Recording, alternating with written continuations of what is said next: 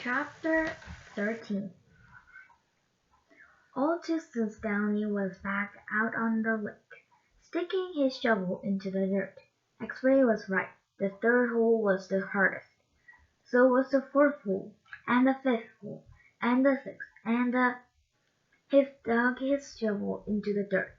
After a while, he lost track of the day of the week, and how many holes he'd dug. It all seemed like one big hole, and it would take a year and a half to dig it. He guessed he'd lost at least 5 pounds. He figured that in a year and a half he'd be either in great physical condition or else dead. He dug his shovel into the dirt.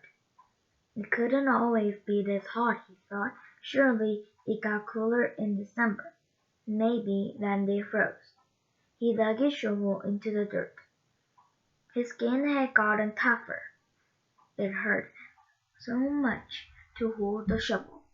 As he drank from his canteen and looked up at the sky, a cloud had appeared earlier in the day.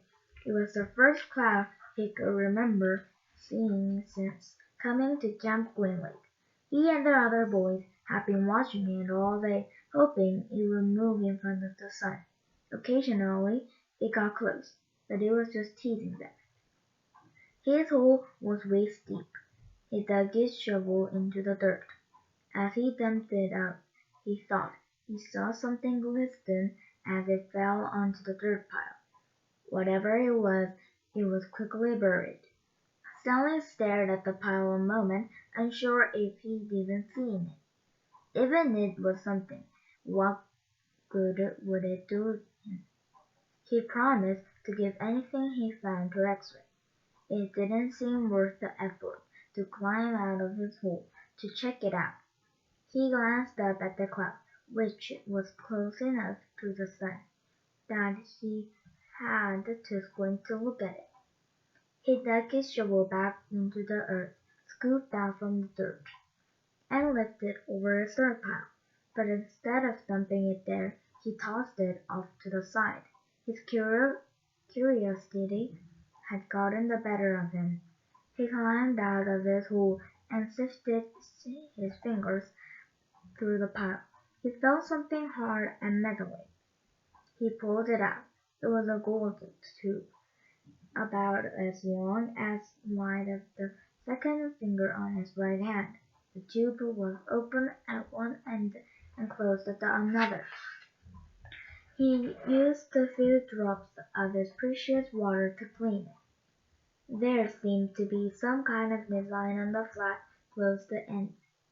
He poured a few more drops of water of it and rubbed it in the inside of his pants pocket. He looked again at the design engraved into the flat bottom of the tube. He could see an outline of a heart with the letter K be etched in it. He tried to figure out some way that he wouldn't have to give it to X-Ray. He could just keep it, but that wouldn't do him any good. He just wanted a day off.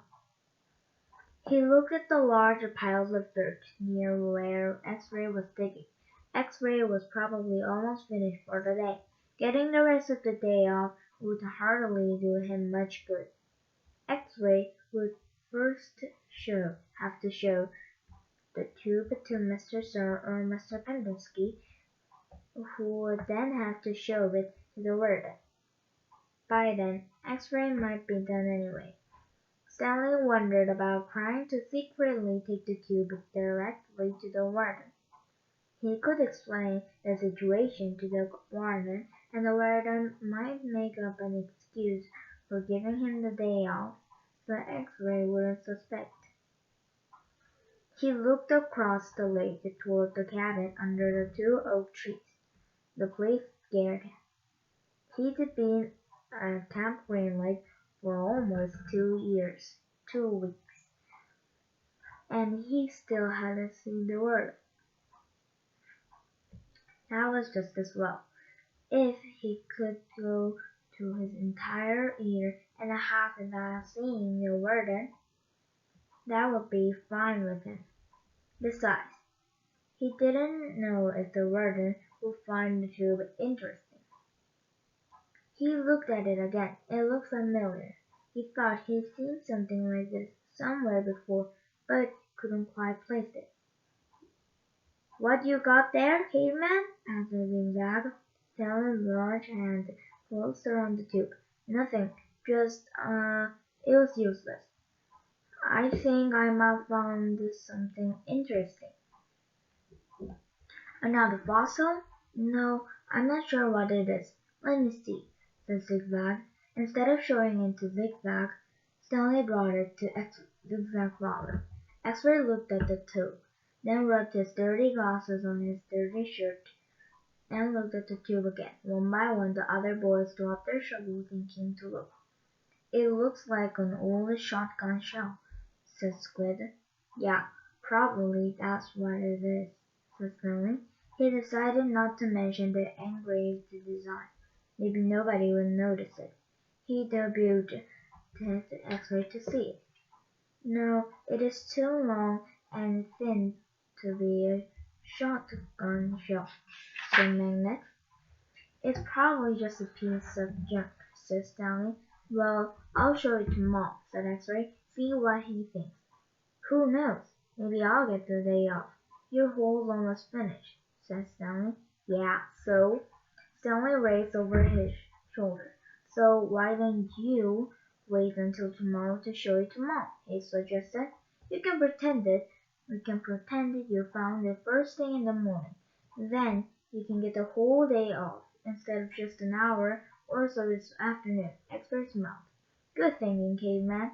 He dropped the tube into his large pocket of the right leg of his dirty orange pants. Stanley returned to his hole.